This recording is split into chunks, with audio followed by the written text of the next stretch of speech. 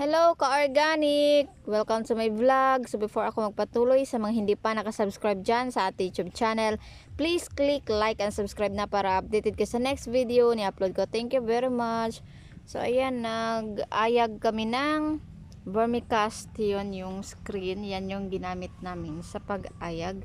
Separate namin yung African Nightcrawler. Tapos ito na yung ano niya, yung vermicast. Ito na yung manure ng ating African Nightcrawler. Igawin namin itong vermity. Ayan. I-spray natin sa ating mga gulay. Kasi organic yung practice natin. Ito yung papataba natin. Ayan.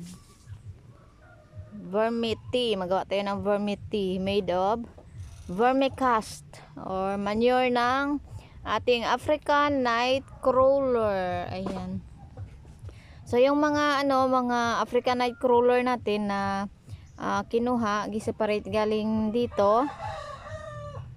Binalit natin doon sa sa vermibed.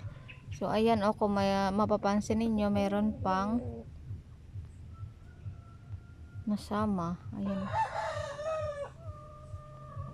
Bilis lang sila magdami. Ayan. Ayan o. So, yung mga ganito, meron pang mga itlog. May mga itlog pa ito siya.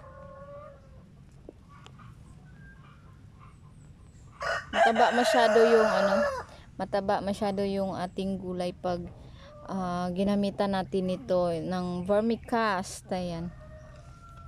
Taba yung gulay natin pag ginamit natin is vermicast. Safe sa health at saka safe din sa environment.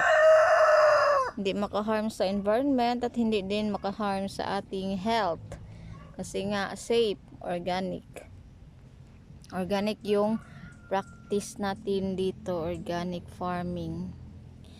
Ayan, so yun lang muna for today's video. Thank you for watching and see you to my next vlog. Go organic! Vermicast. Gawa tayo ng vermity. Thank you for watching.